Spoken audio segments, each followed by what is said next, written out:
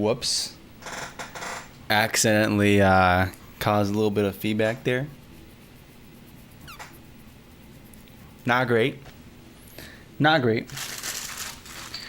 But it is what it is. Meow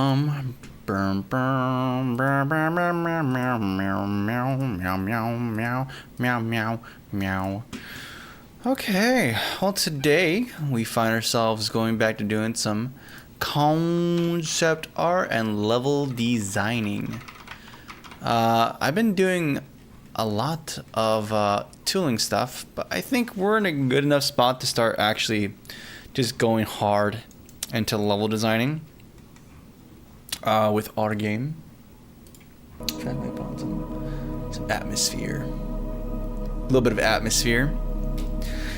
But yeah, we've been focusing on a lot of tooling stuff, and I think now I'm ready to start pivoting more into designing level stuff. Things are going to be in the level. So environment, architecture, and then enemies as well as some puzzles. Or may not just necessarily puzzles, but just obstacles to present the player. I already have quite a few things here.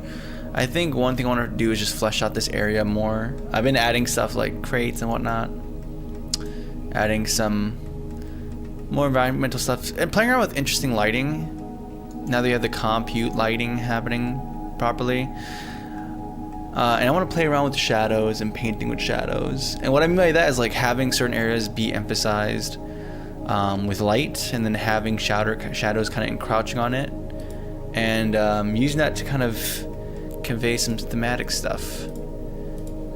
I think a lot of my favorite linear games play around with that idea and do some interesting stuff with it. And I would like to replicate that. Not necessarily replicate that, but make use of that same thing. Ew. Whoopsie. Didn't select you. So yeah, we're gonna do that. I also need to develop a boss room or design a boss room, because now that we have this factory and we have this lead up to this Anton boss battle, I kind of want to make this room much more interesting. Right now, if you look in there, it's just you have the stairway up and then bam. Before it was just open, but now I'm trying to make this an actual room. But I need to think about some stuff. We need to actually design what is going to be the look here. What are we doing here? And if I want to have certain things be open and not, and I probably want to model a specific environment here. So we're probably going to do that, do some Blender stuff today. I've been using a lot of primitives to do a lot of the level designing, and it's been working shockingly well. But I think we're starting to reach the point where the primitives are just too primitive, and now I need to have some more juice, some more sauce. And to achieve that means to make something bespoke, something designed and catered. Not only that, I also want to add some more foliage that further blocks things off. I kind of have some of this stuff, like I'm kind of limiting the player's ability to go to certain places by having elevated terrain and then placing blocks like this here, but in real life, you also have things like foliage that just limits your ability to traverse certain places. And the trees are kind of nice, but they are not limiting at all. So we're gonna have to need. We have a need. We have a want, a desire, a requirement, a requisite to use some other means of limiting movement and position. And aside from this local key, I kind of feel like I should have made this map even bigger. But for an intro, for a starting area, I don't think this is bad. I don't think this is too bad. So we can work with this. Now I moved this stuff over. How does this translate when we recompute the lighting? Recompute the lighting. Compute and save. Compute and save. Nice, and now we have a clearing here almost. For the most part. And I want this land and area to feel like it's encroached upon by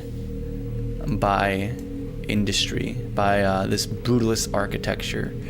But also, I want this architecture to feel like it's being overran by nature, that's being reclaimed by it. And in fact, it's the idea of nature kind of reclaiming an environment has been kind of coming back up in my mind more and more. I know at some point I was playing around with the idea of, hey, maybe you want to get this factory operational by cleaning it. But, and by making it operational, it unlocks other places, it activates machinery that opens stuff up. But I kind of want to go in the opposite direction. I almost want this to be like, I desire for the scenario to be that despite how dilapidated and overgrown things are, this machine is still working and pumping, and this machine is having a negative consequence, and this machine serves to divide the world. And your goal in cleaning is to ultimately stop this machine in this area. And by stopping it, things that were limited, like let's say there's a big wall here that's cutting off access to a place, gets lifted by deactivating this machine, and other things like that happen. I think thematically, it fits better with what's in my mind. So I'm going to explore that idea a bit more. And in that case, the player is almost like the final definitive act nature does against the machine that serves to enslave us. Can you tell that I don't like technology? It's very contradictory, because on the one hand I've devoted such a big part of my life to programming and technology and the enjoyment of it, but on the other hand I also I've grown to be very I've grown to dislike the consequences of it, or at least the maladapted and nefarious implementation of technology in a modern age.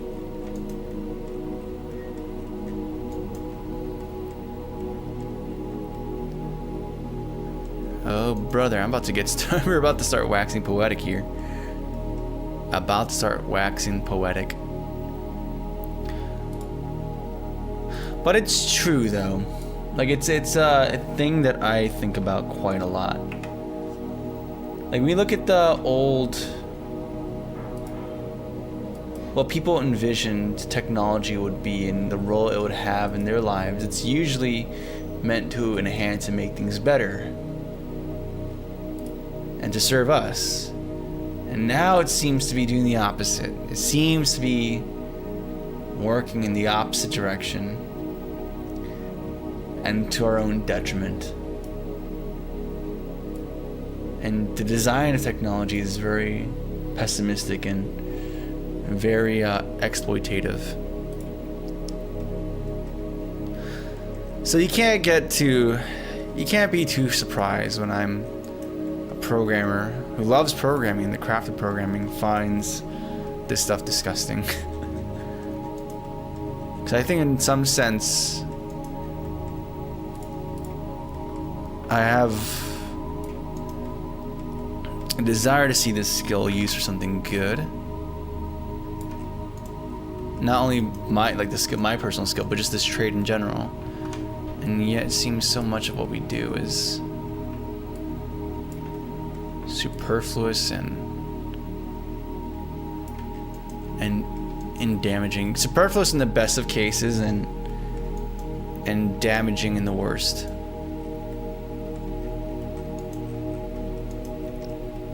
I almost want this to be like a separate area you can traverse to, like a separate layer. Like there's two levels to this. There's like this ground level and then there's this higher level. We have this idea where you can traverse through the tops here.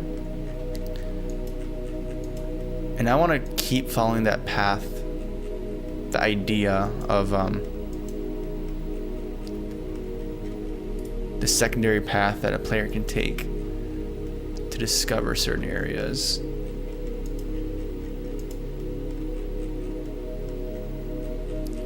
And honestly, the most logical conclusion would be just to make this a straight line, to go from here to here, and then somehow end up there.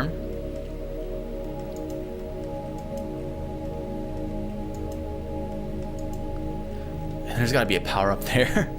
Honestly, like I think we might have to do like a, if I have to choose a place for a second power up, I'd probably put like the double jump one here, and then have the dash is gonna be immediate, like that's just gonna be something you get, but the double jump would be over here,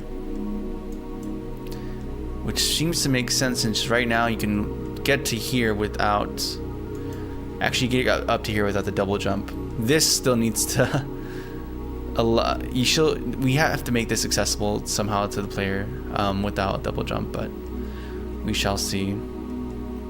I need to I have to model a wall with windows at some point so we can have visibility but not allow the player through in there. I was thinking about even having a window here in the middle cross section, have light kind of coming down from the top. That seems cool to me. It adds to the whole idea of interesting lighting.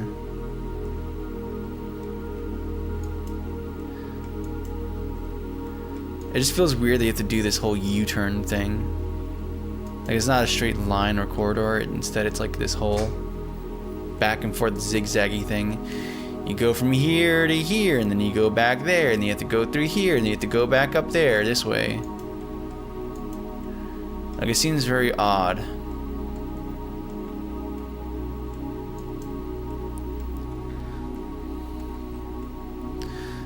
I was thinking earlier about making this more tied to real architecture. Not even architecture, but real engineering, and have this model like a power station or something like that. Or a nuclear power plant. And there's some elements of that. Like you have this dome here that's kind of similar to what you find in a nuclear power plant, and then we can have you'd have to have the cooling tower though to really complete the look. But or do you like the electric power plant and have that whole idea of the fenced off plates with a bunch of things, cabling that goes around.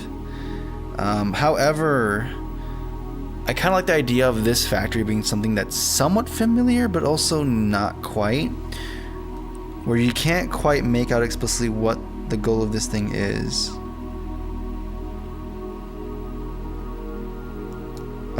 I'm looking at pictures of power plants I took today actually, because there's some cool stuff there. But yeah, I like that. I kind of prefer to have the idea of this being more abstract and the player doesn't quite know what is being done here or how or why. And if this is going to be something where it's actually working by default and we're trying to make it unwork, then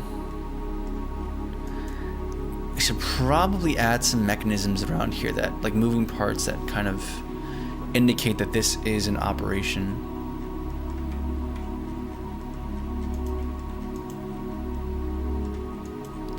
Yeah, that's going to be a requirement. I mean, there's some moving parts here, like these moving platforms, which, by the way, you are supposed to be the catwalk. Yeah. Let's move you over to feel a little bit more symmetrical.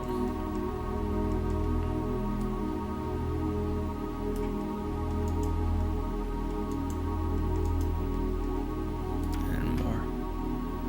Yeah, so it feels more regular.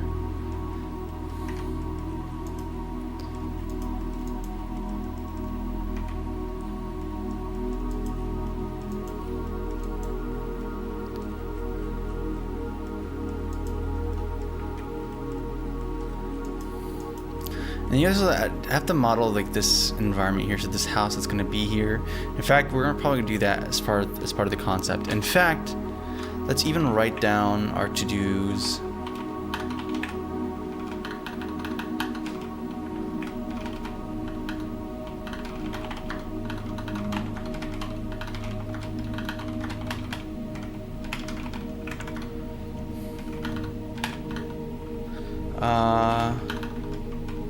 Eve's house.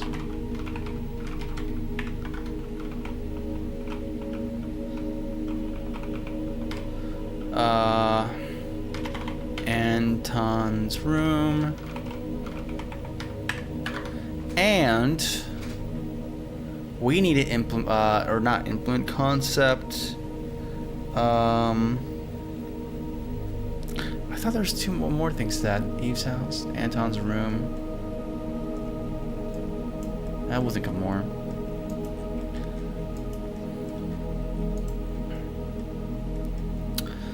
We'll think of more. We should probably make some more texture variants too, because this feels samey, which is kind of what you want from like a brutalist architecture, but there should still be a bit more distinctions here and there. I really want to play around with better lighting here.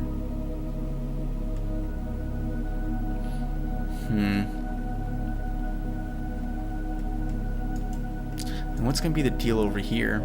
Because the player has access to this right now. I could try to limit it, but if the whole idea is like, hey, we want to have the player be able to clean environments or explore. Or actually, that's the main thing here, is if we're doing this whole design change so we can enable exploration, we should probably enable exploration.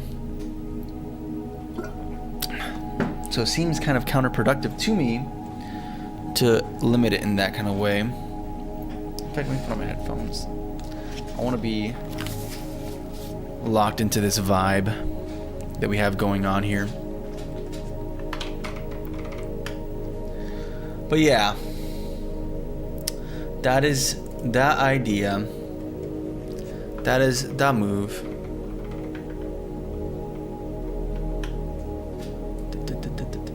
Put this over here.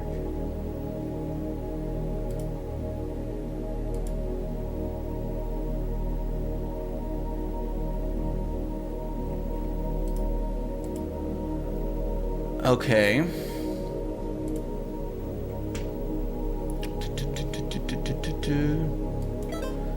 Let's get it. So let's just do the thing. We're just gonna not overthink it. We're gonna keep it simple, super simple, simple, stupid. I'm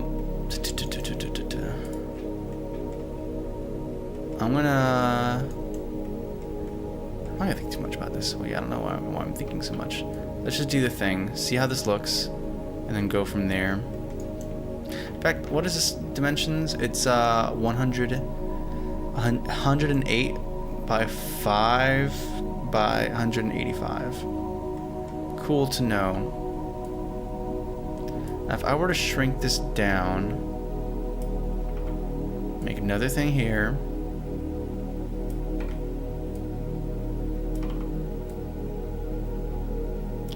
Make another thing. Do some impromptu ceiling spill lights.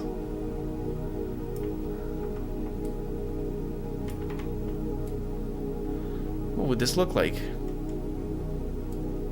if I were to just recalculate lightings real quick? What would we have for ourselves? Well, it's actually not going to even be great because this is still doing per vertex lighting and not per pixel. So we do calculate this. Let's do that actually. Where is directional light? Compute.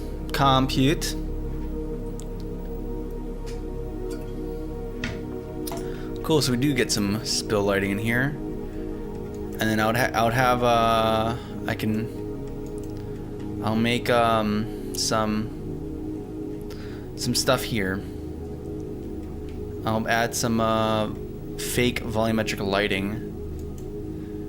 So this feels very intentional.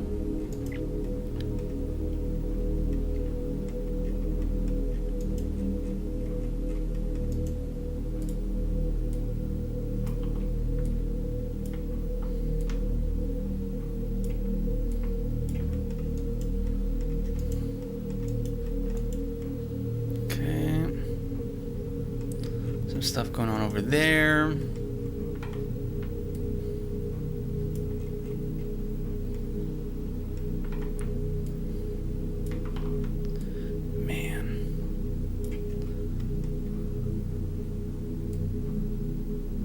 one hand, I kind of really want a 3D environmental artist. On the other hand,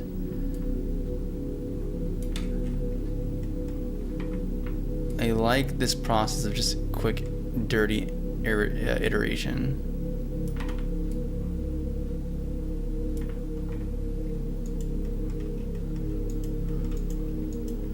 I don't know where that leaves me. I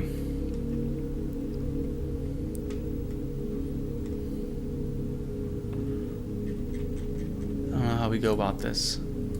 Compute and save.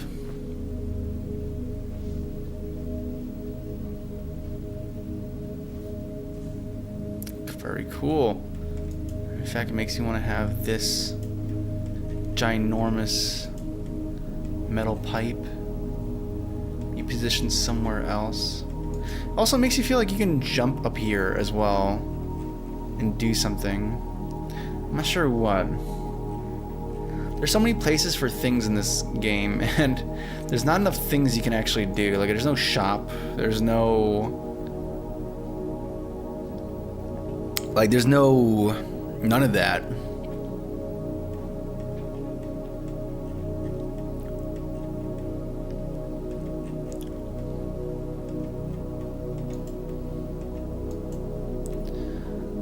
Let's make a 3D cube. Can I please have a cube? Where is the cube? Why are you always there? And why not just come directly to like my area that I'm looking in? We have to do this whole rigmarole.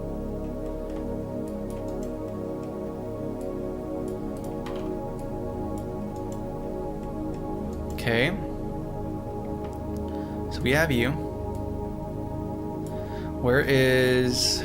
There's a material here, like gradient, I think. Yes. Very nice.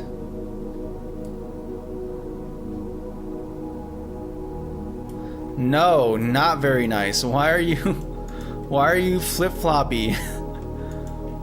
Why is it so... you're so close to being perfect. I could have had the beautiful volumetric, fake volumetric lighting. And yet, on two sides, you decided to look so beautiful. And on the other sides, you decided to be flipped. Why would you do this to me? Why would you do this to me? Hey, Agent Goose, what's up, man? Good to see you, dude. That's crazy. What a coincidence. I was just watching this guy called Agent Goose on... Oh, actually, Twitch shows network error. But it was on my phone. What's up? We're chilling right now, man. Today's a very environmental art level designing type day.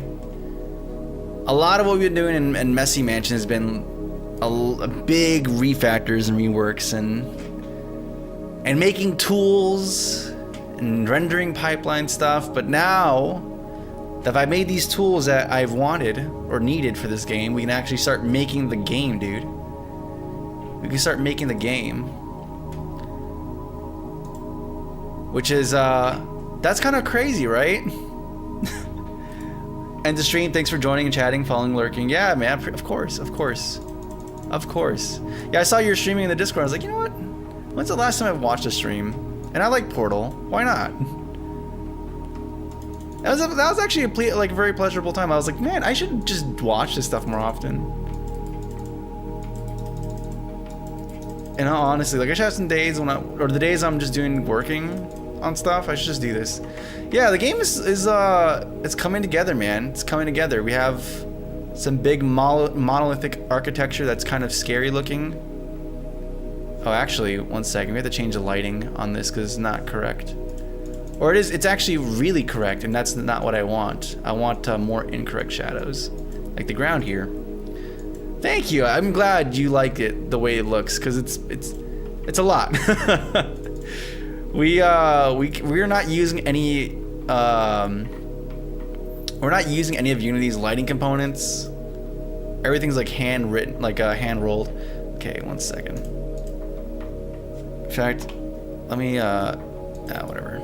I have the pausing off right now. But yeah, it's like Oh, this doesn't have a ground on it, does it? So it can't, the player can't, okay. New bugs, very cool. But yeah, a lot of like tooling has been done. The terrain required its own custom terrain painter because Unity's default one does not meet our needs. So like I said, a bunch of time spent working on tools. And now we can finally start thinking in terms of, okay, let's think about what the player actually wants to, not even what the player wants, what'd be intriguing, what'd be interesting for the player. There's a game I played that's free called Bobdy. Super simple game. It's not that crazy. It's free and it has a very simple narrative structure to it. But the thing that drew me to that game is that you just have this world that you can explore and mess around with. That looks cool. We have to get it the right color, but yes, it's what I'm looking for. And then it's gonna be flipped over here. Yup, like a jabroni. Yeah. But yeah, the game is so cool because you have this environment with different characters in it that you can explore and interact with, and that's such a simple thing and simple idea, but it's surprisingly effective. And it's cool that, oh yeah, I also have the effects turned off. 1 second. You can't see the main part of the game, the whole important idea of the game, which is the fact that you're cleaning up stuff. Right now I have the game looking nice. This is how it's supposed to actually look like. Yeah.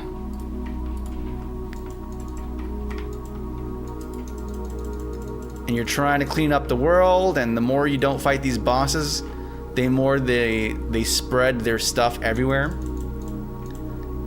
Are there going to be any massive enemies? Probably not. I think I want to keep them all very similar scale to the player, where they feel like entities not that foreign from you, but just corrupted in a certain way. Oh my goodness. Let's clean this area up.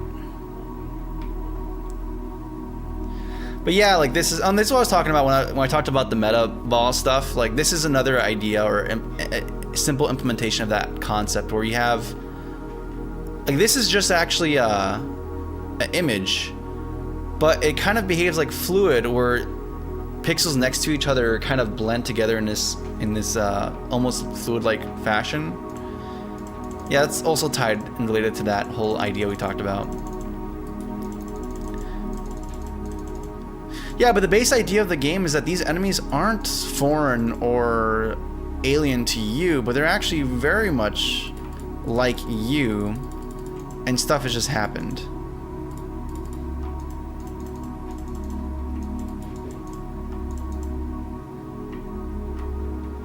And you don't even really fight the culprit who did it. Someone else is going to do that. You're instead kind of surveying and seeing the byproducts of this environment.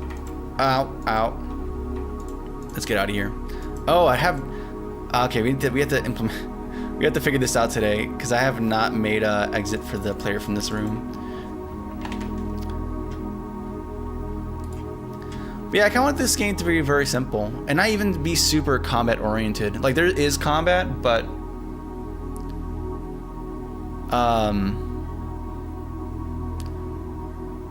Can I please see my mouse? Thank you, thank you. But,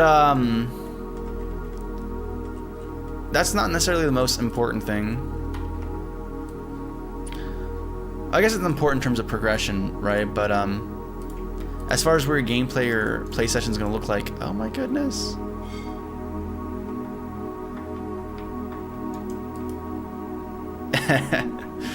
This is crazy. The actual game is not going to have everything be super dirty like this. I can choose what's going to be dirty and not, but... Oh my goodness. Oh, all the lighting's gone now. That's cool, because I recompiled all the shaders. So it looks even more dreary and kind of desolate.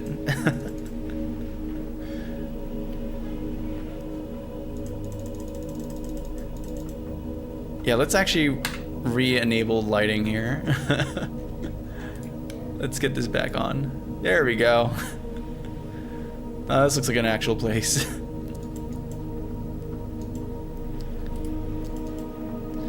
But yeah, I think the biggest idea is just that this world is in this very fallen state, and the players kind of doing their work and trying to restore it. And you're not necessarily fighting the enemies, but you're fighting the thing that's kind of overtaking them. Doot doot. And in fact, like, it's very different because I don't know. There's some ideas I'm not going to say too much about or talk too much about. But yeah. Yeah, and even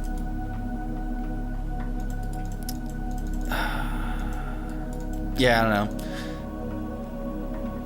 Like the it's gonna be very different because, or at least the hope is that it's gonna be very different.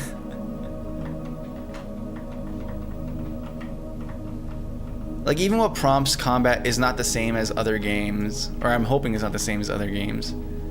Because usually it's like, oh, you have to do this boss battle to progress, right? And that's kind of the case here, but it's a very different motivator. These enemies are gonna keep spreading. You might have even seen it in the, let me go show you the other enemies over there. So these guys, if you look at the ground around them and when they move around, you see that they're spreading this stuff with them. Like, they're actually actively uncleaning the environment you've cleaned up. And these guys is just staying in their general area, but the bosses, it's gonna keep spreading continuously. I could be over here and it's gonna keep spreading from over there. Continuously.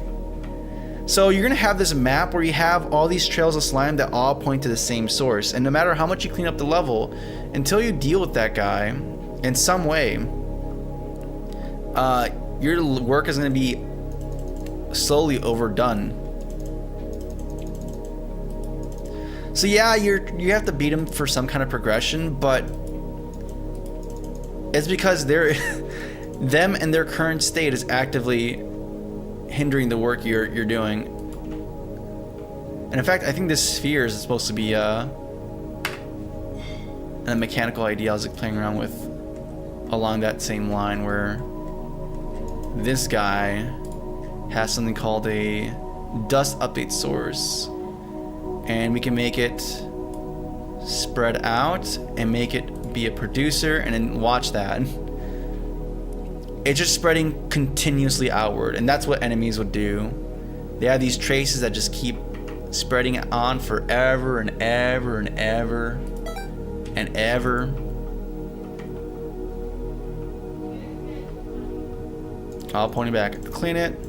I need to make it bigger and more pronounced, because when you're really far away, it's going to be like very thin.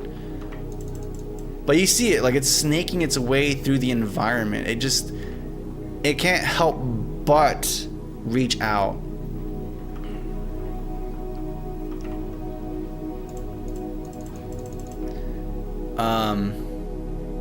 Yeah, I really like this idea a lot. Like, there's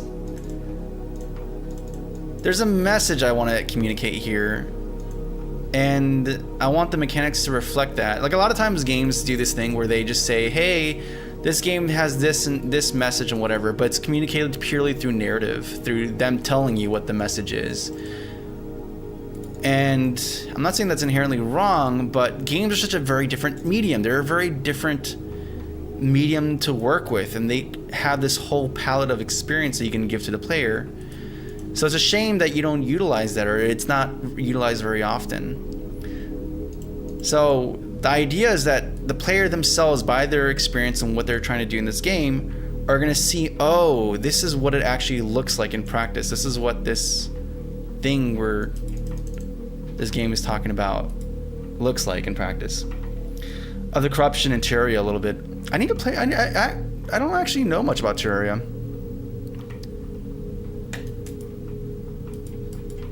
But that sounds interesting, and it kind of seems like that concept is very similar to what we're exploring here in some way. Doot doot doot.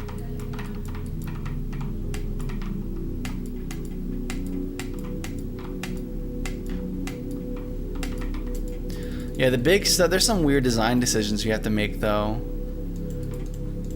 Like if you leave a boss, if you clean up a level and then you leave the level, but you haven't beaten the boss, does the boss continuously make the level dirtier even when you're not there? Because that's kind of cool, because it makes it seem like the world is existing even when you're not there. Like you're not there, and yet it's still existing without you. When you come back, things are different because there's an enemy still there, and he has a real effect on the things you're doing. Like that's such a cool idea. That is such a freaking cool idea. Oh yeah, I love this lighting effect, dude.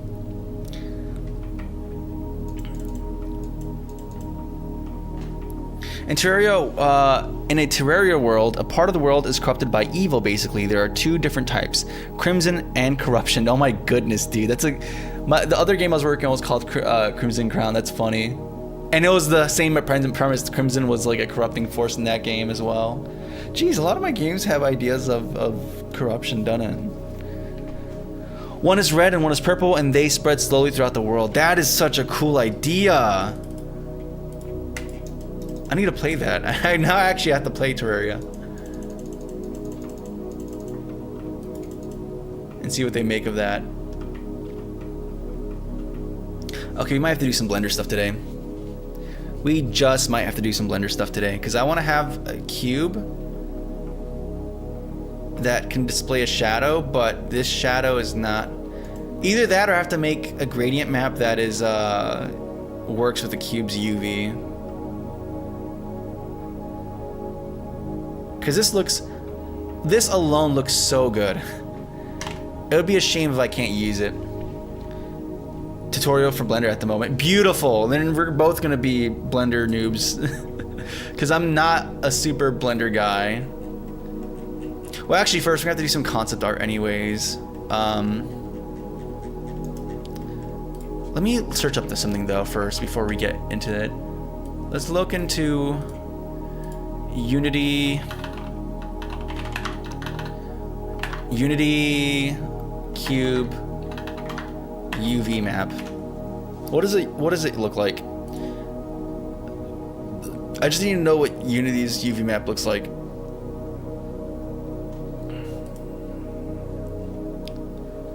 How do you do it, Unity? No, I'm not trying to generate mesh. I just want to see how the default cube UV map.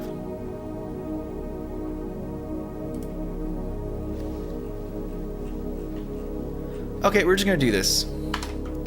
We're gonna do this. We're gonna go to Aseprite, make a new texture. It's gonna be, I don't know, 32 by 32, simple. Keep it simple. And then there's like a couple different ways this can work. Let's map the quadrants and just see where the colors lie.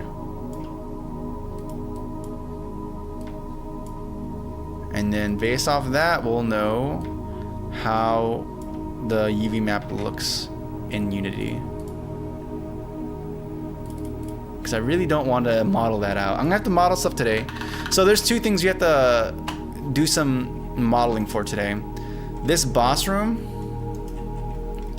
is fine for right now for testing purposes, but I want it to have more gravitas, more of an impact. Nothing too strong, but something that's more visually interesting here. So in fact, what I'm gonna do is, and this, I love doing this. We're gonna, first of all, let me disable the miasma. Turn this to 0. Recompile shaders, nice. I love doing this trick. We're gonna have a 3D image here. We're gonna take a snapshot of this, just as is. Then we're gonna take it to Aseprite, and then we're gonna work over it. I've done this so much. It is such an easy but effective way to do concept art and even just proper art. Even for Crimson Crown, I did stuff like that. Yeah, exactly. Like make it feel like a boss, or maybe indicate something more unique about the character from there too. Who knows? But this is a big space that we can just do some. Make it something that's memorable to the player. We don't want to squander that opportunity. And this is a rare time in the game when you're not allowed to explore. Like, you fall down here and you're stuck here until you deal with this. So, yeah, we should probably make it more visually interesting. Something I do want to incorporate, though, is like a window over here. Because there's something really cool about the boss battle where you see...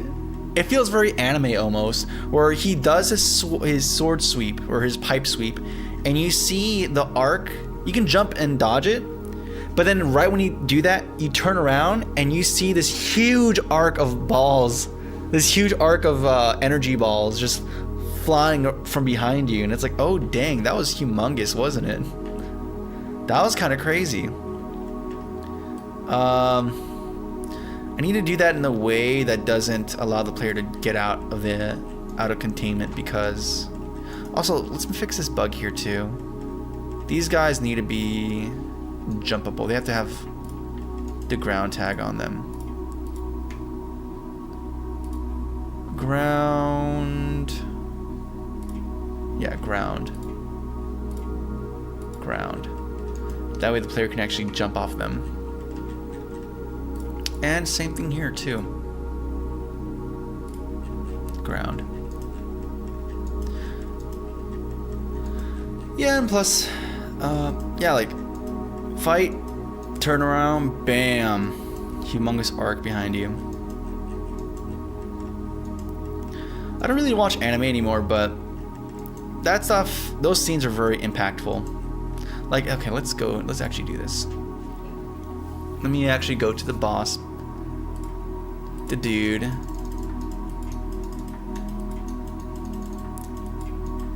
There's a game called The Big Catch,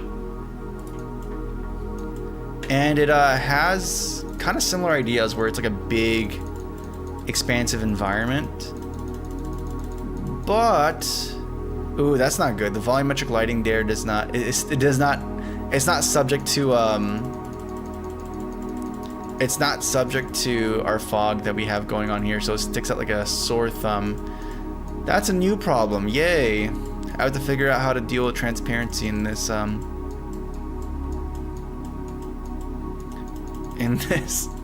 Is there like a death or game over mechanic or something? Yeah, you're gonna have a way to.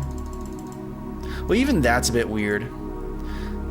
So there's kind of two different routes you could take in this game. And so we talked about the idea of enemies being in this corrupted state,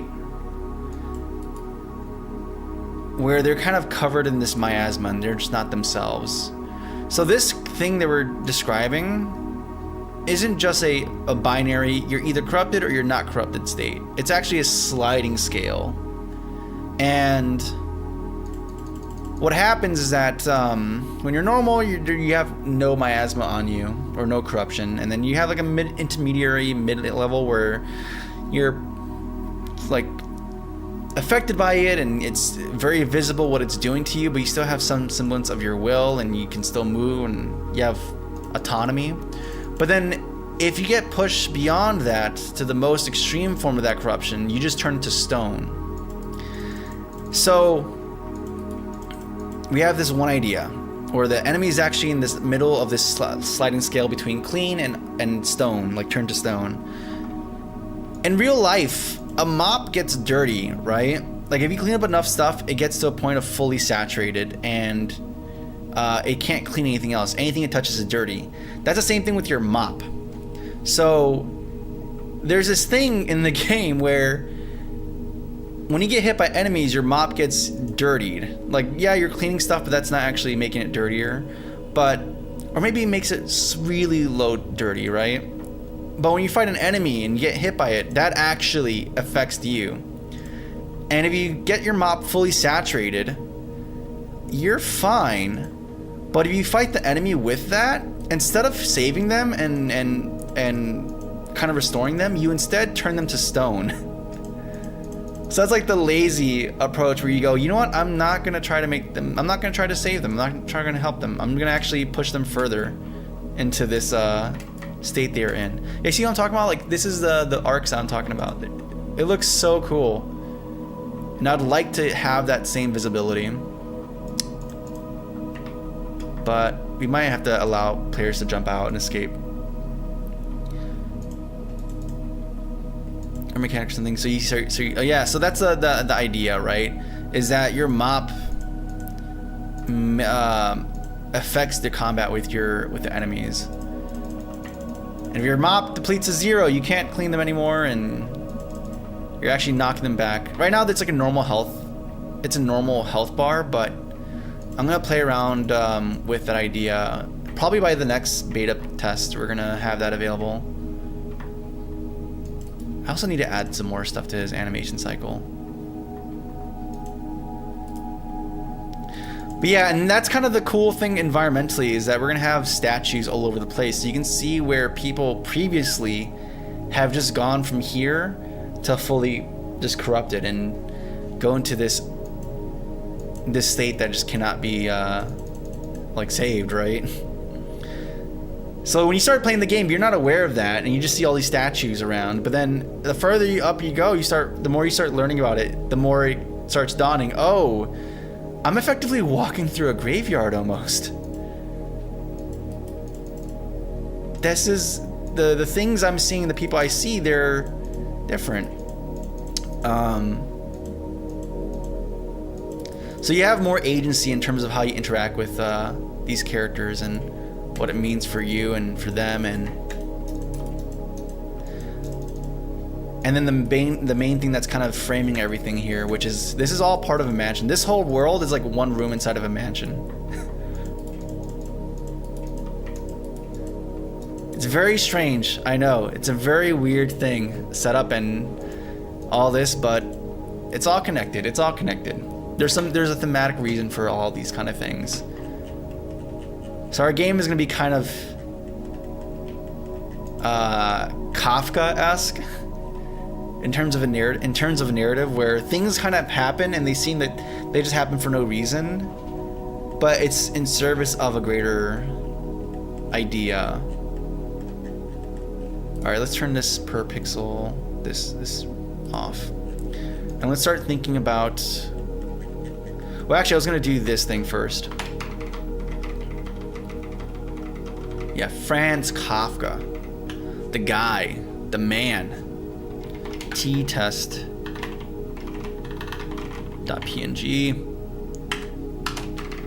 I'm going to slap this onto this cube. And we'll see where we go from here. Very cool.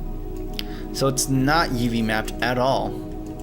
Every face has the same thing on it, just one is reversed for whatever reason. Thanks. I love it. Thank you. That's my favorite. That makes me so happy. And not pain. Gonna lurk because I gotta do some stuff. No, you do your stuff, man. No sweat. Like I said, man. Actually, I got my stuff to do, so we're gonna be doing stuff. I think the way someone described it is like it's like co-working vibes. Except I get very angry at this engine. It's not very I'm not sure how conducive to co-working it is. Factory, let's make a plane, please, or quad. I can work with a quad. We're trying to be optimal here. We're trying to have that PS1 optimizations. Every try counts. And we're gonna make this bigger. Yeah, we're gonna have to see how this stuff works, though. How this stuff lands. No.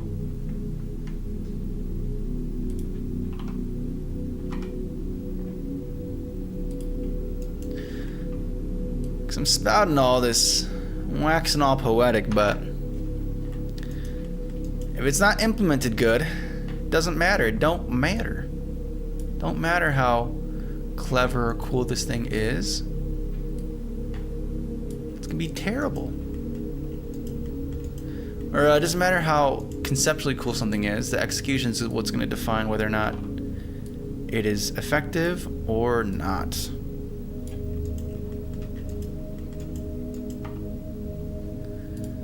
Which is why I think a lot of game devs loathe the idea of an idea guy. Because sure, they may say a lot of things that are cool, but if it's without any kind of idea for implementation or even knowledge of how to go about implementation, then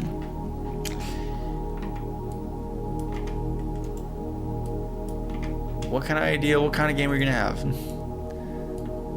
The real difficulty comes from there. It doesn't come from the idea itself.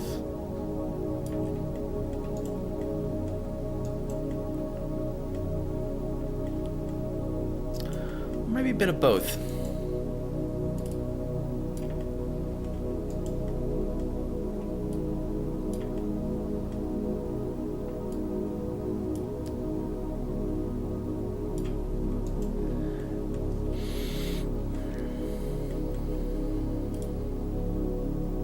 Yeah, there's no way to change the color though. That's what sucks.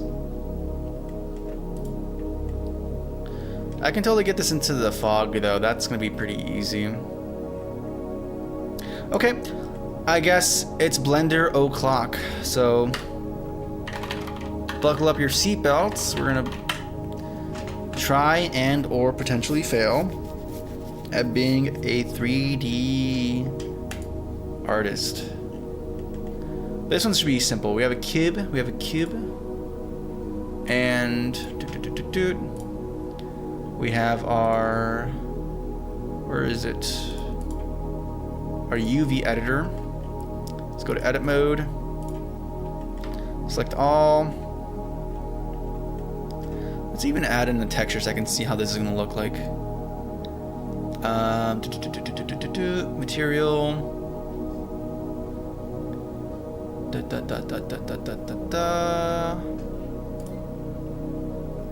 we add an image?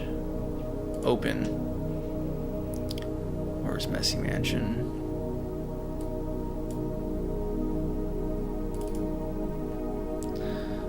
Blender, I would love to have a preview of the image. UV test though, we have that. Cool. And now we can assign this material its base color from an image.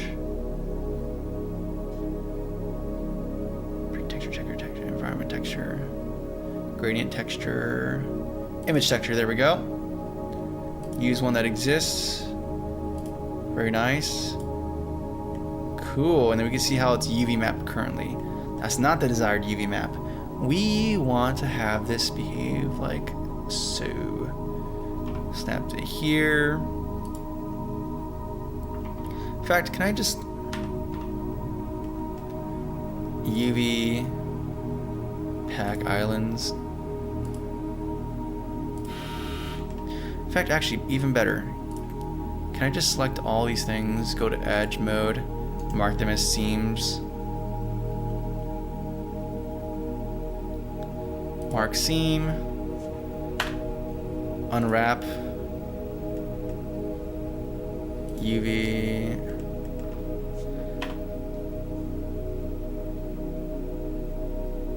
cube projection, perfect. And then, is it flipped? The blue has to be in the same side. Oh, okay, here's where they get flipped.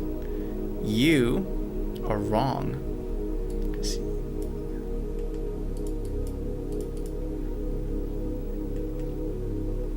So this is the face that's, we're gonna say that, in fact, actually, we're gonna say that these faces are wrong. These faces are incorrect. We're gonna select all of them. I hope there's gotta be a macro to just flip UVs. Is everything UV?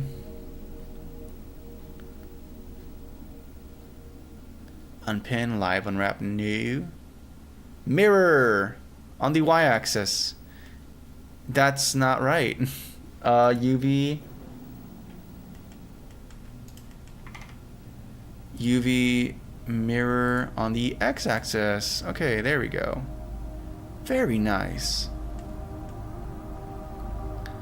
And then we do this guy again. Select all, UV mirror on the x-axis. Nice, and now our texture is aligned correctly on every single face. The top and bottoms do not matter to me. In fact, I can just remove them and I would have the same amount of joy. Why is my computer frozen? Why is Blender frozen? Why is my mouse gone? Oh, it died. Okay, that's a different question. That's a different issue. Okay, I'm fine. I am not angry with that. Good thing I have a separate mouse, a backup mouse at my disposal. You should never be caught lacking without a backup mouse. Beautiful. Beautiful. This feels weird.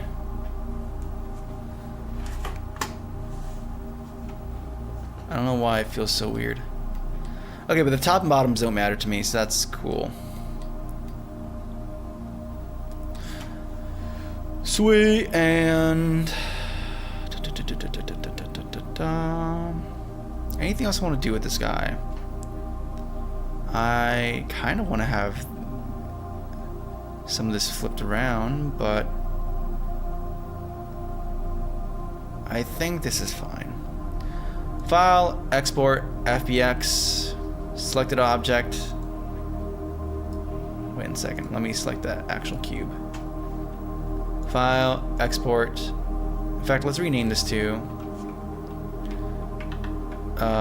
aligned UV cube, or just cube, same UV, or aligned. I don't know how to describe this. Okay, we have it selected. We can export our FBX. It's gonna be great. Go into level assets. In fact, this can be a useful thing just to have in general, so I'm gonna add it to my dev kit. Shaders, assets, backend, 3D assets. Yeah. We'll call this bad boy mesh cube aligned UV. No animations to bake. Apply unit. No. Selected objects only. Export FBX. Very nice. And then let me actually undo it until we get our cube back here. There we go. There's our cube. And we're gonna use a different mesh. We're gonna use the UV. Why are you invisible? Why are you so small? Why is this guy so small? Scale factor. There we go. That's more like it. Meow, meow. Now we can apply the gradient. And I can't be mad. I just had it aligned wrong. But this should be good. This should be good, I think.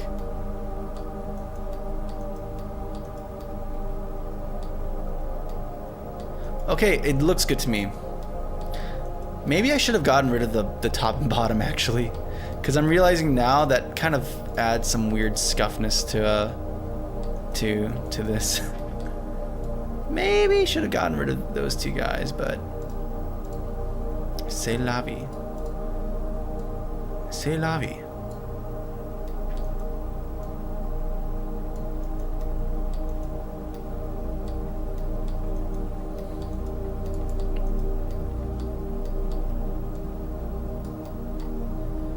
Alright, and we might have to make a custom transparent shader here. In fact, can I edit this? Cast shadows, no. Render Q, 300,000, load 800. Ignore projector, keywords.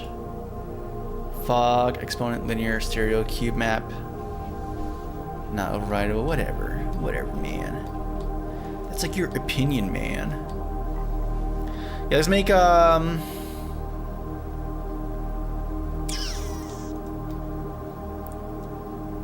I don't like that bottom, so we're gonna get rid of the bottoms. No bottoms for our cubes, or tops either. Just pure top faces. Nice. And we're gonna do the same thing again. Export, FBX, mesh cube aligned, all the same settings. It's gonna be great, grand, beautiful, and now sweet. No more tops and or bottoms. Now the player's just gonna come in here and see beautiful, angelic, fog lighting, or volumetric lighting, quote unquote, quote unquote.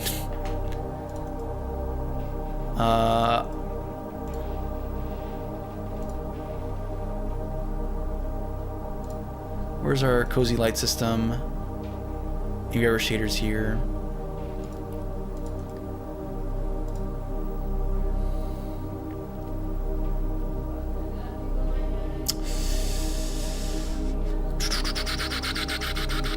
Scriptable. Where's our shaders? Where's the shader?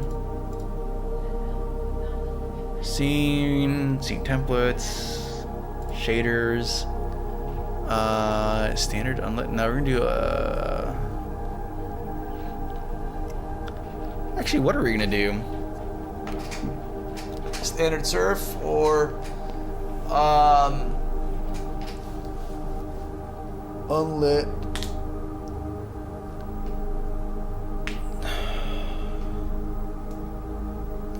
Alright, we're gonna do unlit, and I'm gonna see if this works. Cozy, surface, transparent.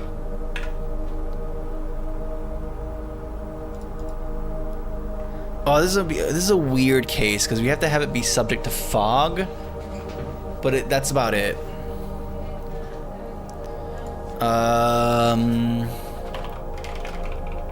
Make fog work? No, we're not doing multi-compute fog. Correct. We are gonna make it be included in our what is it called? CC light model. Yeah. V vertex. And transparent. Let's just make sure this works first. Cozy light. No, I didn't even put it in cozy light.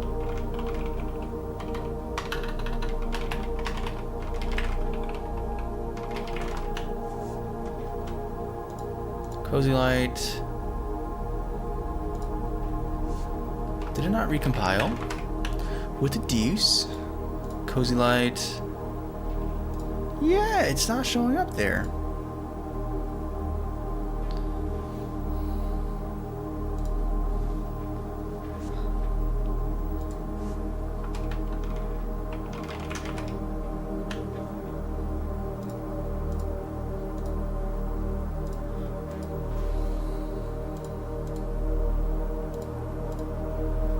Is there like a fail to compile shaders thing?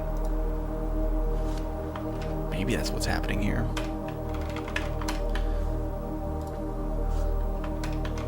Don't do this to me, game. Yep, failed to... Yep. Clamp. It's not happy with that. Oh, because you have a dependency, don't you? You require our math class as well. Include... CC...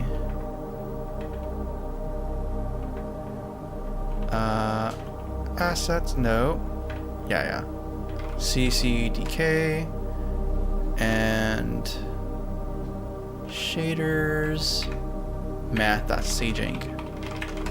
And that should be okay. We're just having a lot of problems today, aren't we? We're just having a lot of issues today, aren't we?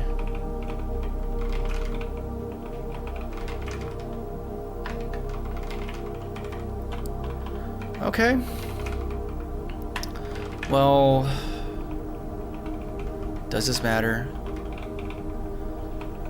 Here's all the stuff. Fog enabled, fog distance, camera world local. I'm just gonna copy this here. We're probably gonna move it to another CGenC library another time. But for now, this is good enough. We can just do this. And it should be good. It should be pleasant. It should not be wrong or bad or incorrect. And then, no, we're not going to use Unity's fog. We're going to use our own fog.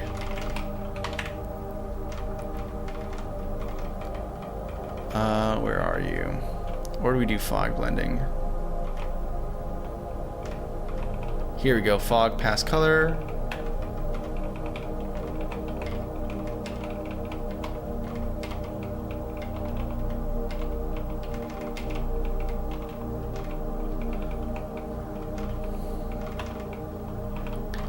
Our lit color is just our normal base color. And then camera distance. I don't even know. Where do we get camera distance from? Where is that calculated? Ah, here. That's simple.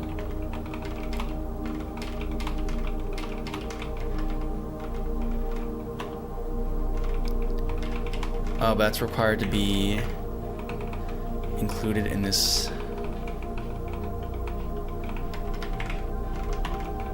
V2F.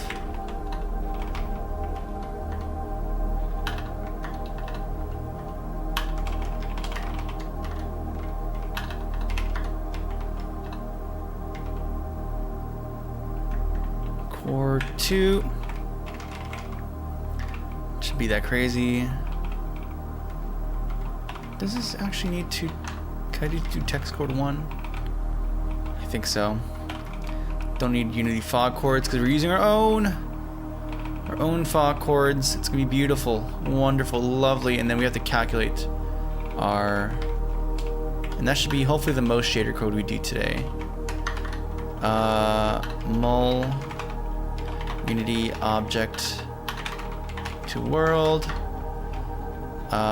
Is it v.vertex? I think it's v.vertex. And then we just use that, I guess. I mean, is this sort of float 3 that we're multiplying by? You know, it's a float 4. Float 4.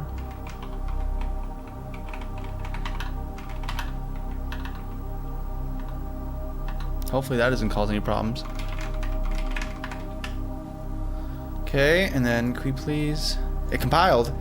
And now we have access to our cozy transparent. We're having a wall of white. Does that at least work with fog? No, it doesn't. It doesn't. It simply does not. This is saddening. Oh, because we're not returning the fog pass color. That's why. Yes.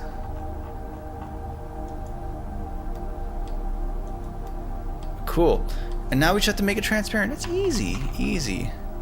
I think. Blend. Where do you do this? I forgot where you do this. Transparency is always weird in games. It's always a funky thing. Math. CC light. I know I have a transparent shader around here somewhere.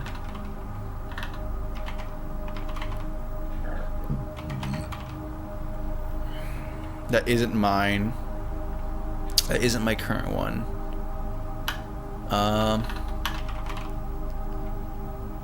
Water flow shader. Did you have the? You have the tags here. I think this should be the keywords that we're looking for.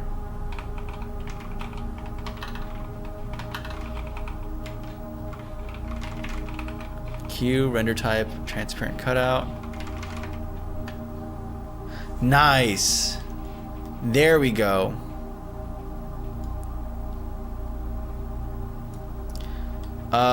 This is off by a little bit though.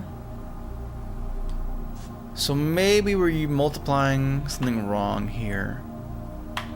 Maybe we're using v.vertex, or we're using float for.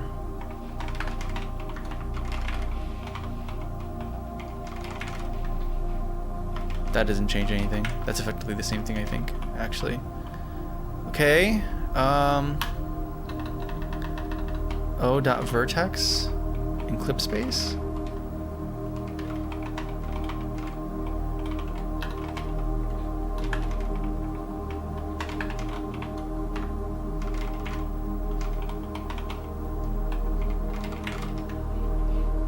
Okay, that's wrong.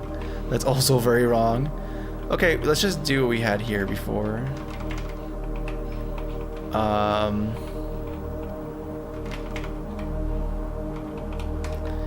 It's very strange that the vertex is off. The top vertex is fine. This one's just poking from underneath a little bit. I wonder why that's the case.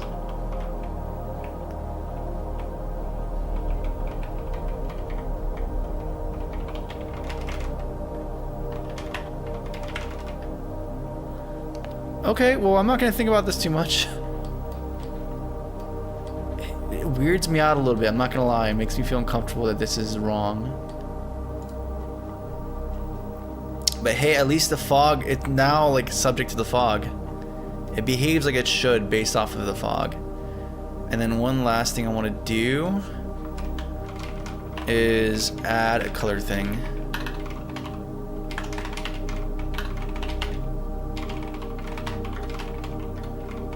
So that we can change the color of this white to whatever our desired color is.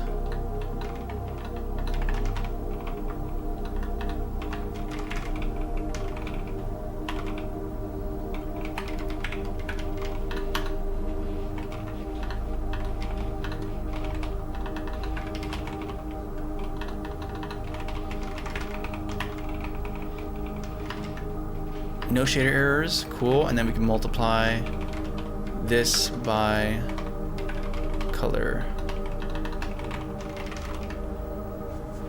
And now we can change the color to be like yellow. Nice. Super nice. Yes, sir. It's exactly what I wanted. And we move this over here. So we have like two different light sources, two places that are casting this volumetric lighting. Very nice.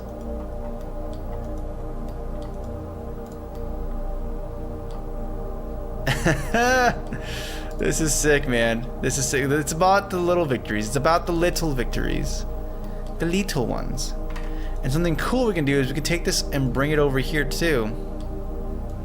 For like this environment, because you're talking about making this environment over here very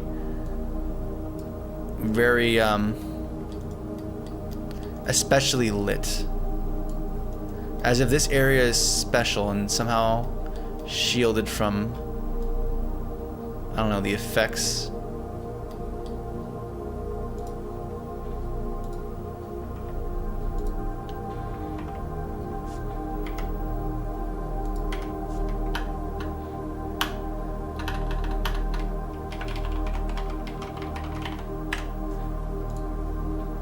Yeah, I want to play with this idea even more.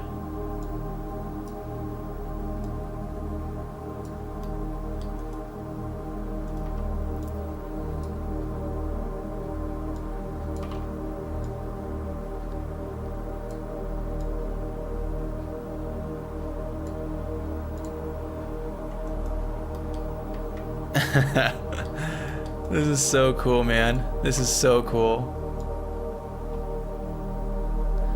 I don't like how this is not 100% correct, but whatever. Let's just see how this looks in game now.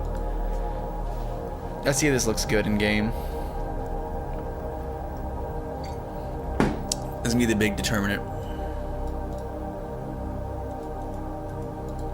Nice.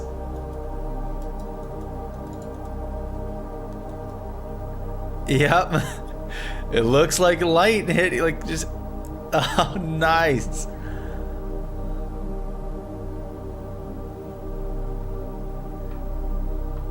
And it's not this super distracting when you're in it either.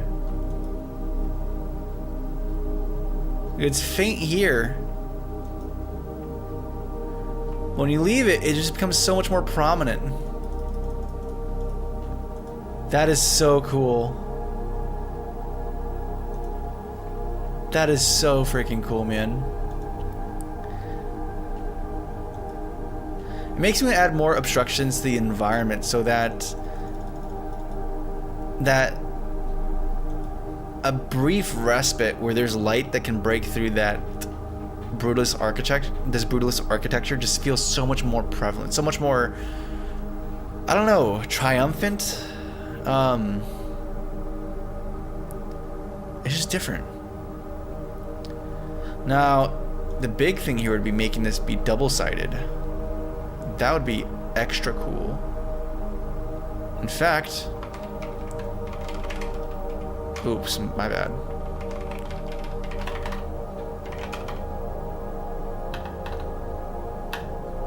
Two-sided standard surface. Yeah, it's just like one keyword, cull off. So we don't do backface culling. Nice, so now every single face is lit here. So this area just feels that much more brighter. Oh, that's not great though. The back, over there feels even more, you can tell that's the vertice. But you know, that's actually not even that bad. Like I'm not too opposed to this.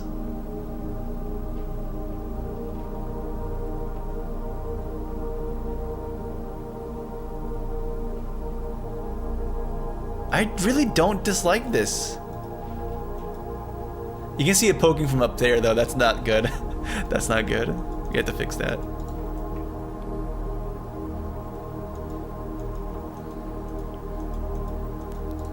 But yeah, we can add a bunch of like rays of light throughout this environment just to add more to this vibes.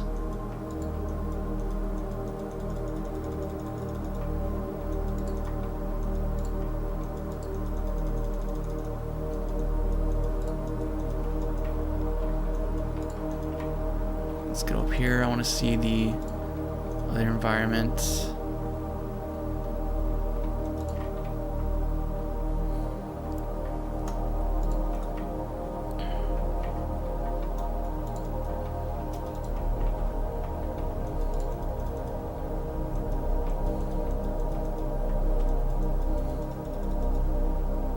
Yeah, this is cool. This is freaking cool.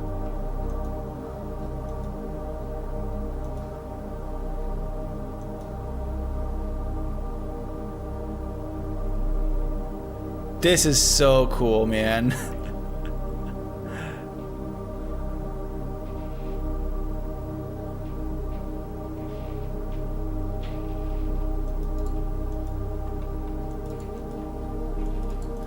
I think I would want the rays to be very small and controlled in this area there, and then have the rays be super prevalent down here.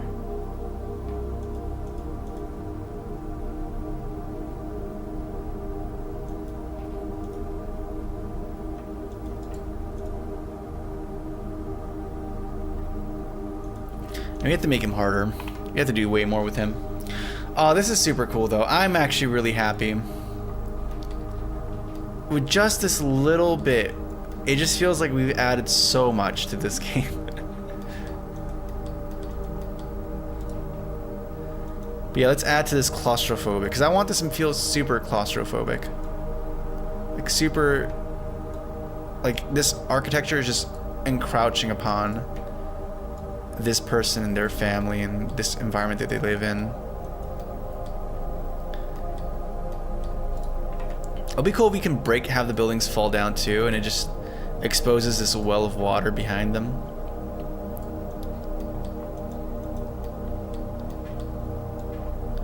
should probably model a fence too.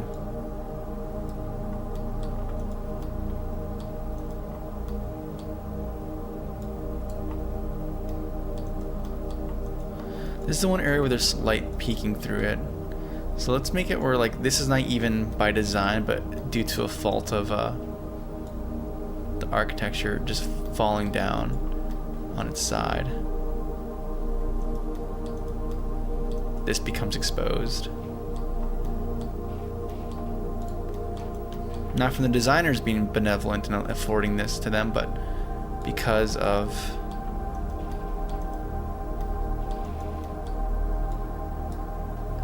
a failure in the system. Like, it requires a failure from the system for this to happen. Move this box collider. There's no box collider needed here.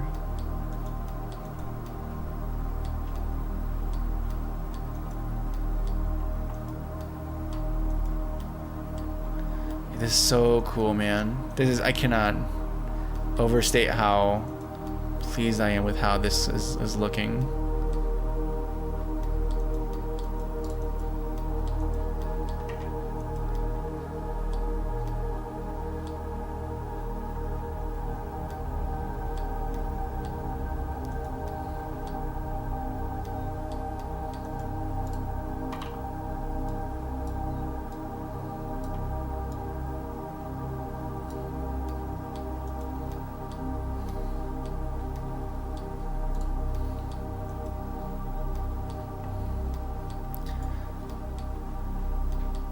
Yeah, I think we have to especially go hard on this like area over here to make it feel even more imposing. Heck, maybe even feel like it's overlooking.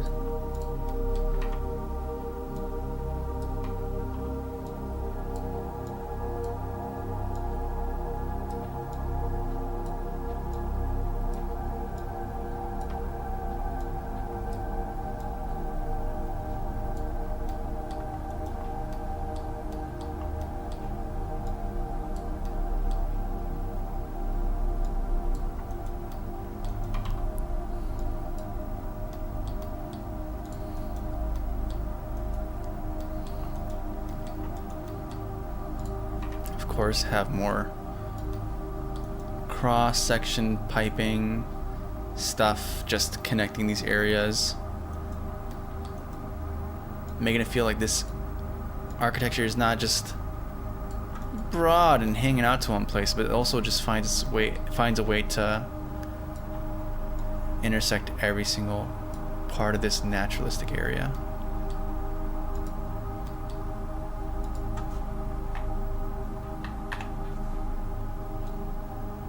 Like, it's something that's invading your space any chance it gets.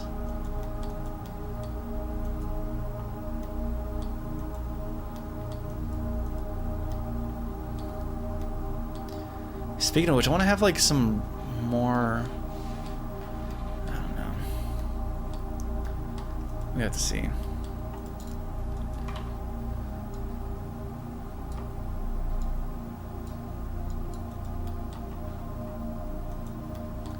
I should make this at an angle, like so. No, it's gonna be very odd there.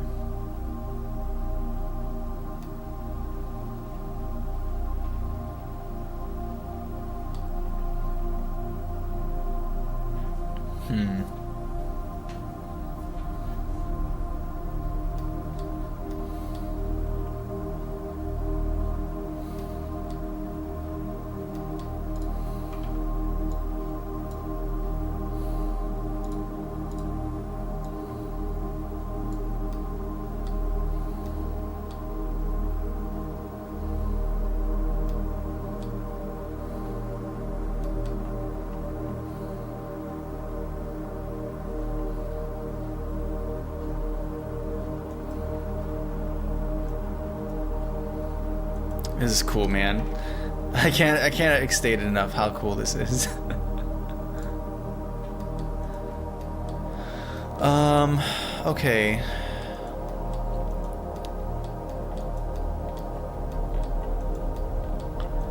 There's clearly like a little pathway.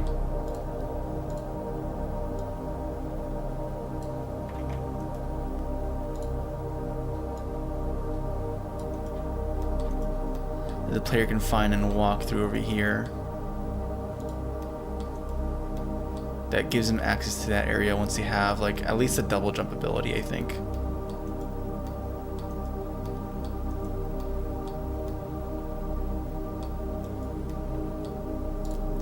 And let's make this use the is it using the dirty one? No, it's using the normal clean concrete. I want this one, yeah.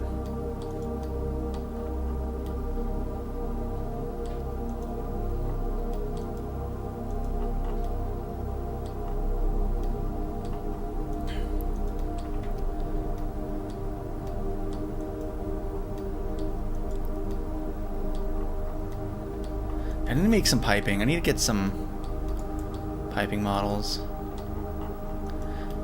And I know people are going to try to explore every single nook and crevice of this environment.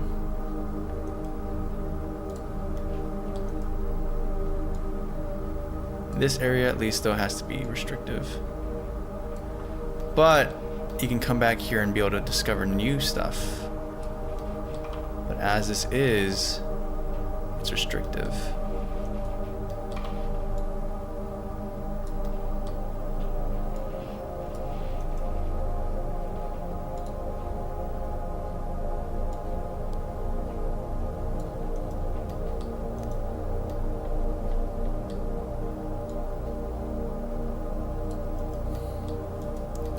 You can have this be at an angle, like so.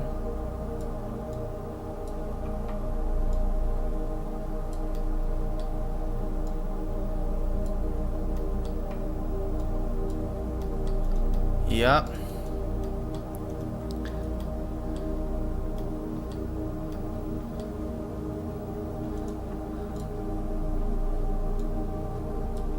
It's cool how trees and just like living things in general can find a way to live in any environment.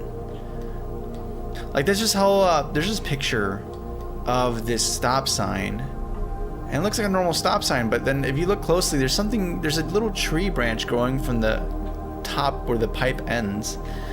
And when you get closer to it, you start seeing that, oh, there's a tree. Like there's a whole tree that's grown through the hollow piping inside of that stop sign, and somehow was able to get enough vitamin, or not vitamin D, or I guess vitamin, I don't know, enough sunlight to be able to grow and to work and do photosynthesis. And it's crazy that even the most soulless of structures, which is like urban architecture,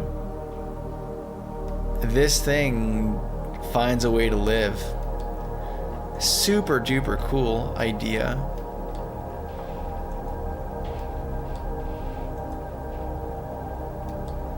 You have to model a bridge as well.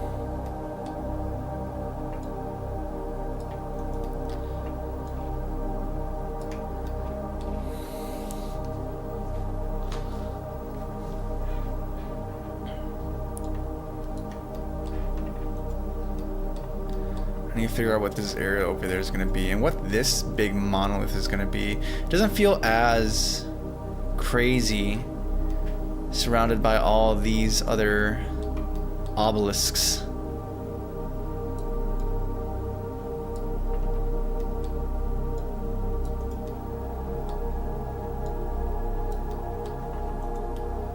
But we can see, we'll see, we can play around with this.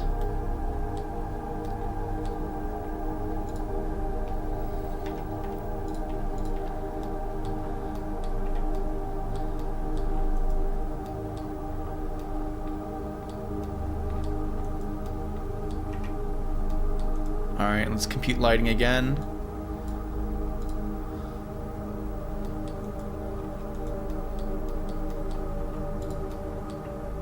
Yeah, these don't need box gliders. Box, compute, save. Compute lighting and save. It's so cool looking at the depth map too of our little environment.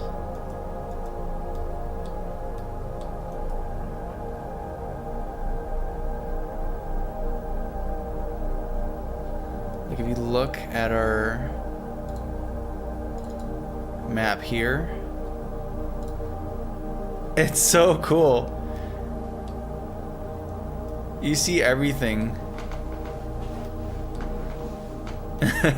in our level starting to grow. That's super cool, man.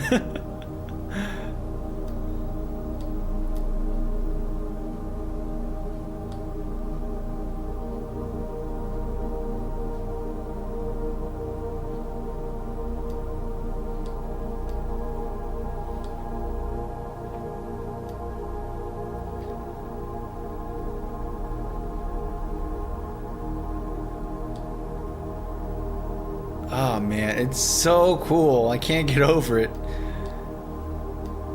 Sound like a broken record, but geez, man. I love this. Absolutely love it.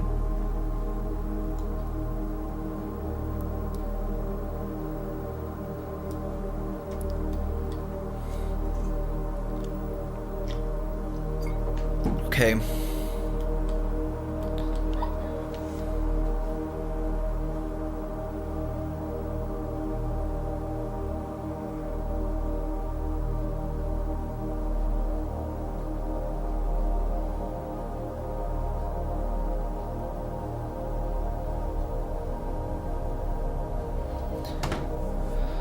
All right, so where do we go from here? Done custom shader. We have the lights that are subject to fog. That's super cool. But the ends still feel a little too sharp for me. I don't know what it is. But this texture is just a little too, doesn't end, or ends a little too abruptly. But I don't want this peeking through. Yeah, this is a whole issue. There's a whole thing to consider here. Okay, I'm gonna save this. Let's start sketching some of the ideas we're having, or I was having, in terms of what this room may actually look like.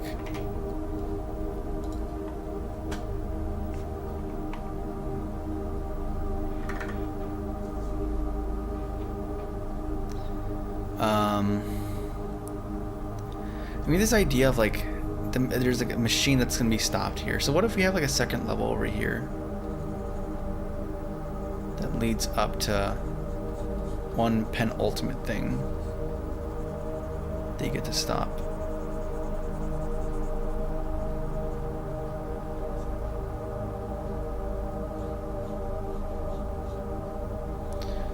I want a broken roof.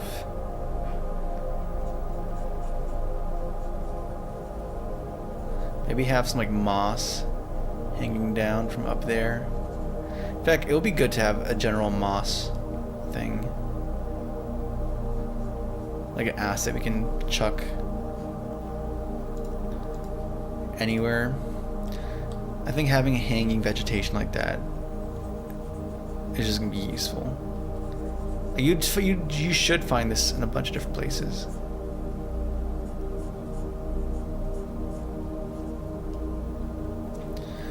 So you either have a roof, or we can have like a skylight situation, or like a partially broken roof. Like maybe something like this. Maybe it has some rebar sticking out.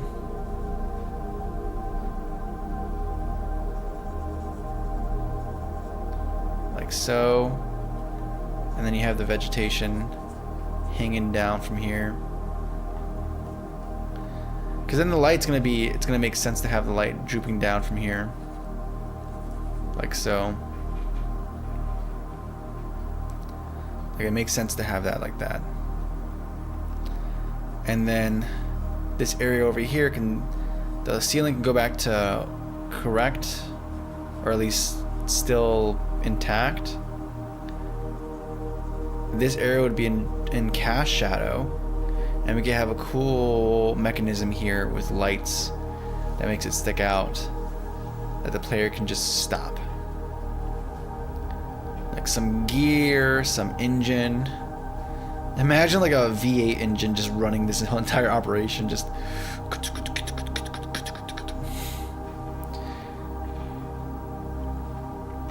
I don't know. I kind of want to stick with like the mechanical nature, like have a gear, a rotating gear back here that's just running.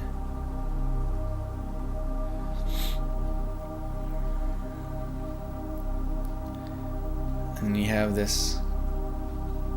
It'd be cool if there's something dirty that's running it.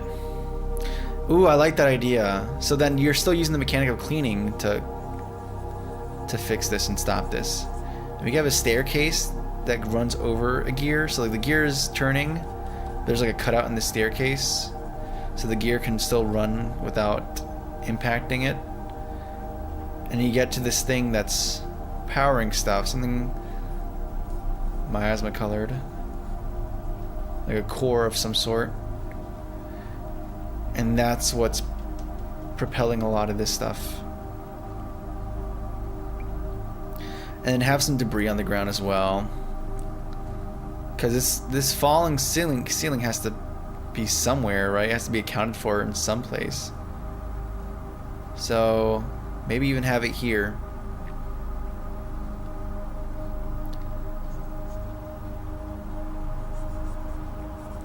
And then have these windows here. Okay, I like this idea so far. I like this. Let's model one part of it. Let me get a sense of the scale of this space. In fact, it'll be easier to do that with this guy here. Come on, boy, get. Revert to your identity rotation. And then we're gonna try to get you scaled appropriately to fit this entire environment. So I know what scale to use in Blender.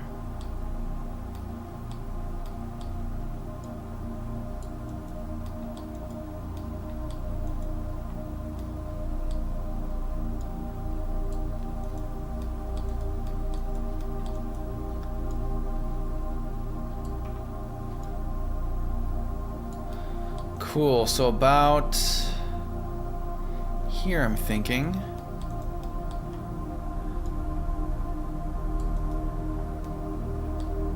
These seems about right as far as dimensions go. Maybe make it a little bit higher or lower, that doesn't matter too much.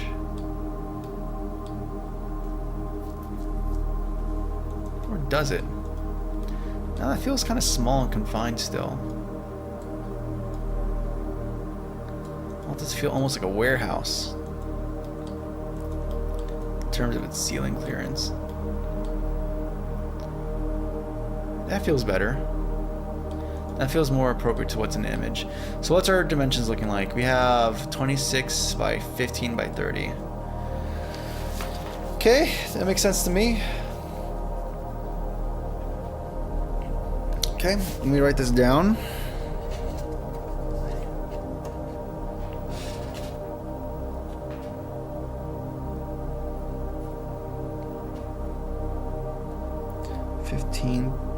By 9 and 30.5. These are dimensions on the X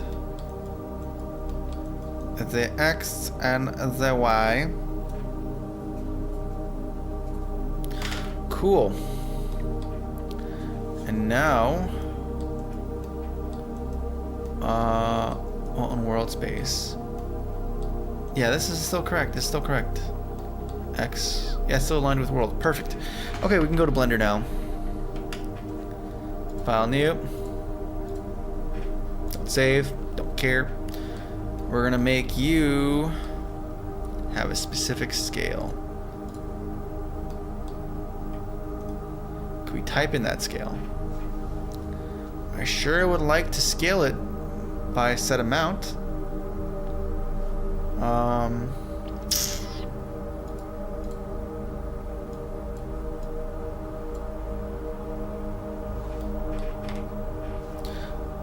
Medium.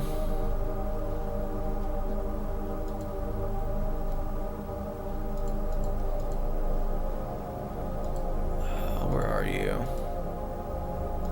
I know I can do that to the normal, like the transform in general, but I don't want to do it to the game, to the object. I want to do it directly to the vertices. Maybe I'm just being dumb. Here we go. Rotation, location. No scaling.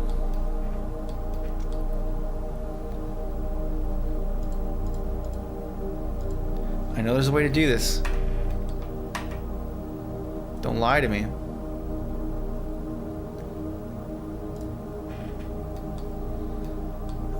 Okay. Okay, I guess I'll just do it to the object.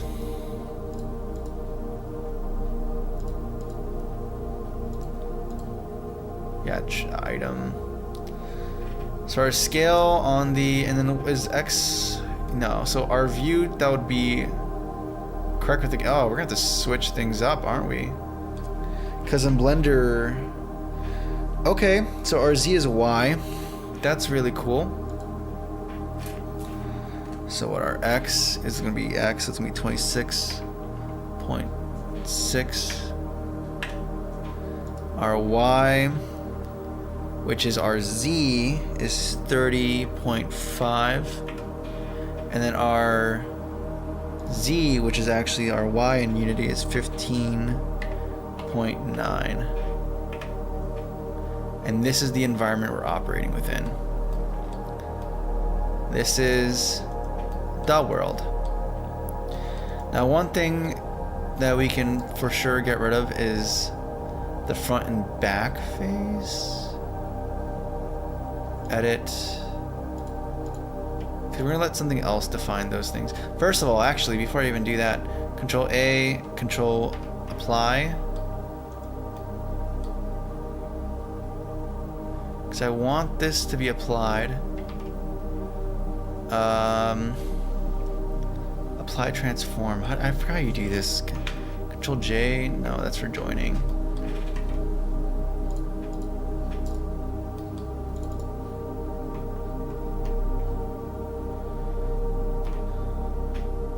No camera, no lights. We don't need these things.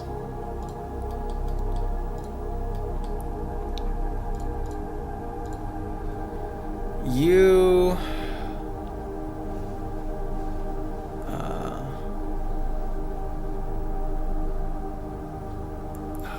is it control? I think it was Control A.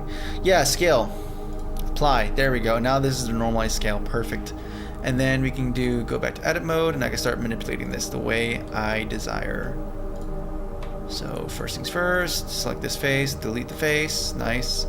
Now we have a nice clear view of everything we're dealing with here. I'm gonna make this extruded a little bit. Just a smidgen.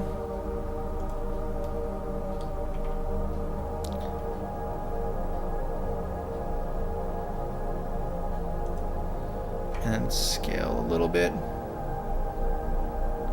Just a tiny bit. So there's like thickness to the walls.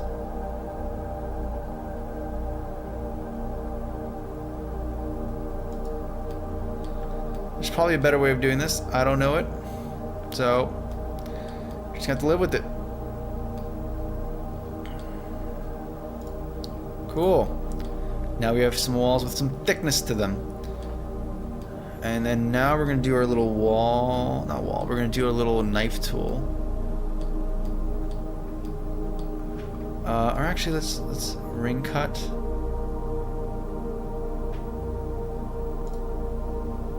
Here. And another ring cut.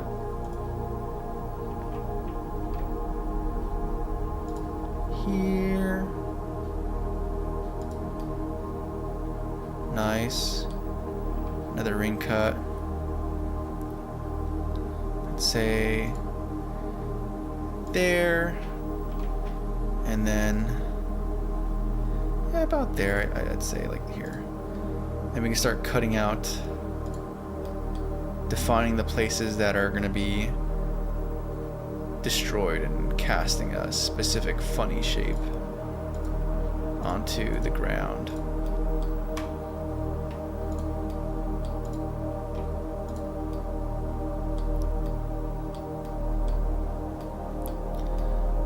Oh man. These are the times when I say, man, it would be really nice to have a 3D modeler, dude. Hey buddy, I got problems. In fact, I think I did this whole extrusion thing way too prematurely, because I'm now realizing that we're gonna make a weird pattern here. Yeah.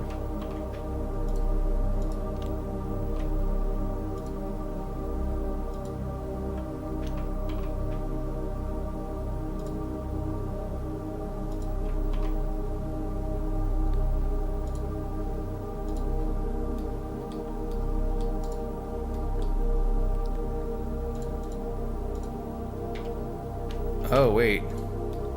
Oh, did I not undo? That was before the extrusion.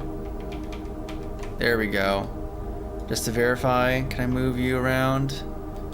I think so. I'm just gonna hope everything is fine. Dude.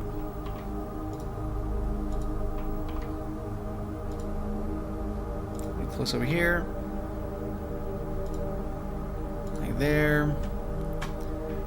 Just like this, delete faces. Now we can see the top there. Very cool.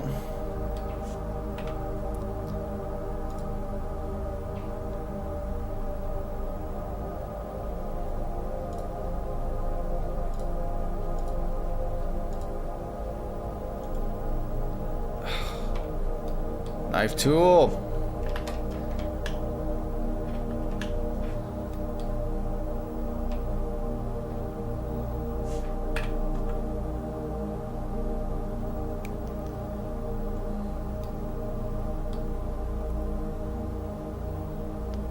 Not gonna lie, we might have to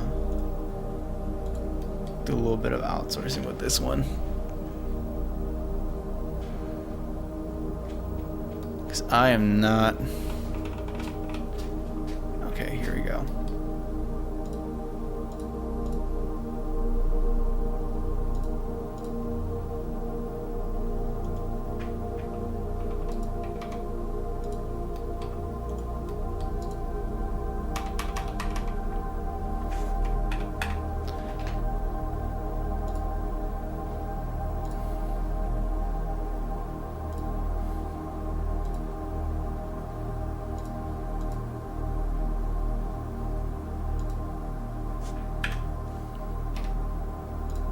Okay, it's a quad, so technically we can leave it, but this one's for sure an N-gon.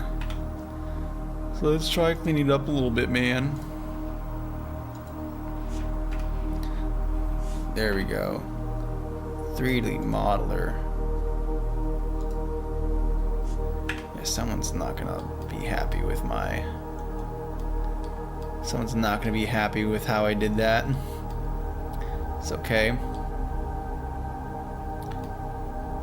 I think. Whatever.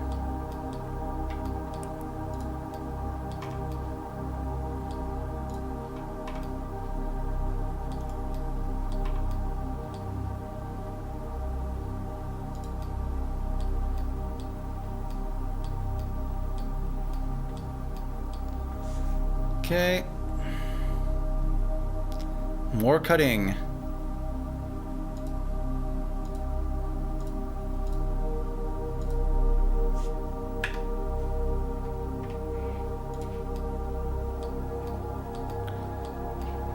Honestly, I'd probably just use the auto try thing, and then let's actually do some windows too while we're at it.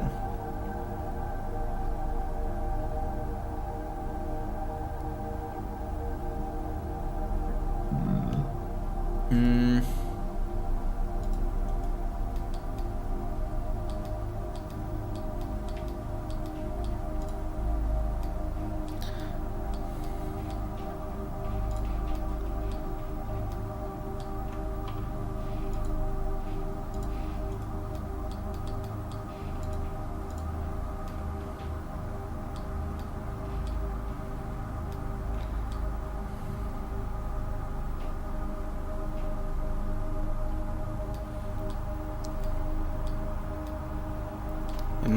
I'm not feeling very confident in my modeling skills right now.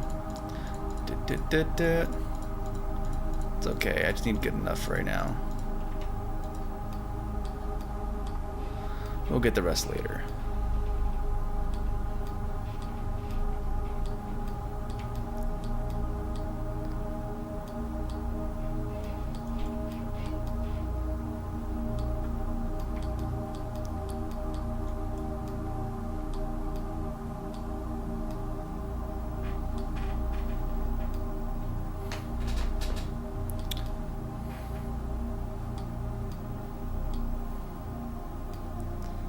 Trying to think about how I'd want to do this window thing.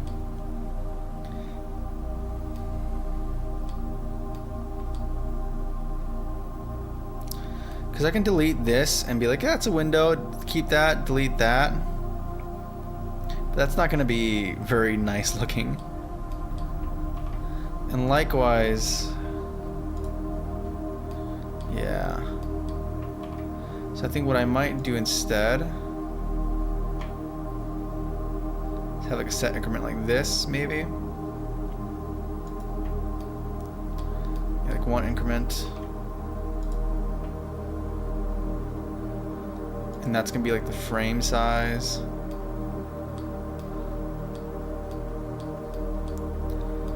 And I can delete these just fine. Yeah, let's do that actually.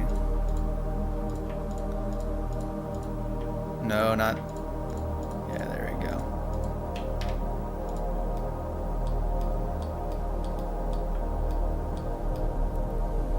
Cool. And then we can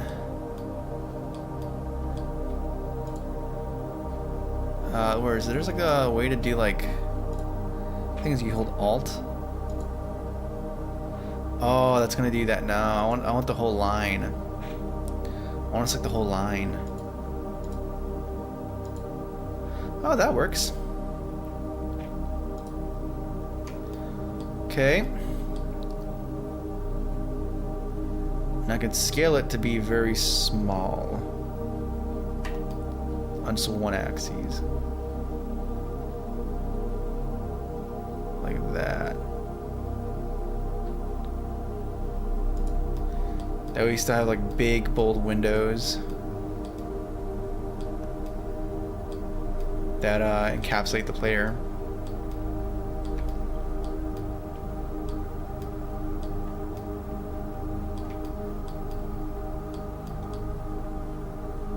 It'd be cooler if the sunlight was coming in from this side though. Like, it almost makes me want to have this be oriented differently. Like have this be one lead up room and then over here it beelines to the left and then the sun is going to be hitting the room from there. I almost prefer that actually. I actually strongly prefer that.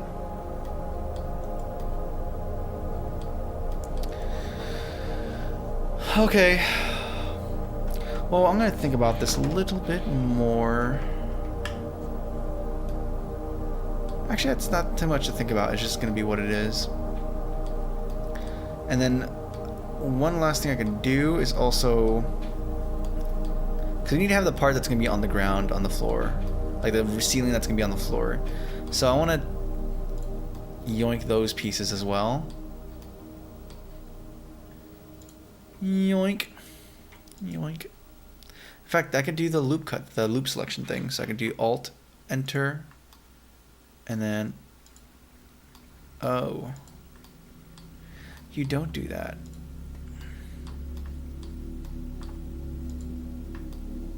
You almost do that. And I guess at quads you just get a little weird, don't you? Understandable. Have a nice day. There's a little baby vertice there. I didn't account for that. I'm gonna have to fix you. Okay. Copy, paste. Oh.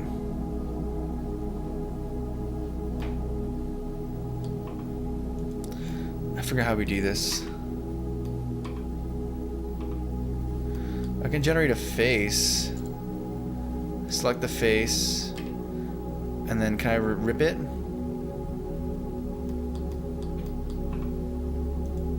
There's a way to do this. Let me think. Separate, there we go. Selection. Now it's its own unique object. And I can go into here, object mode, bring that bad boy down a little bit.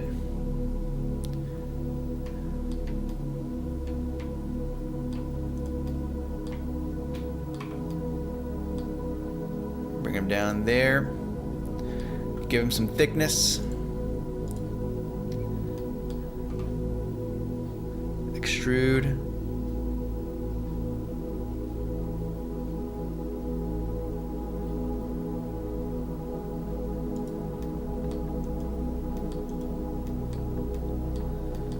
And move him down even more.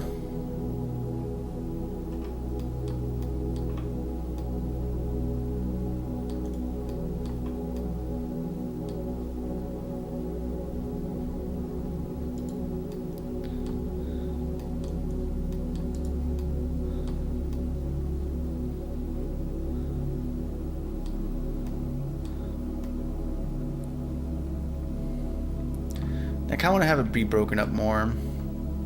So maybe I extruded a little bit too prematurely, but it's whatever.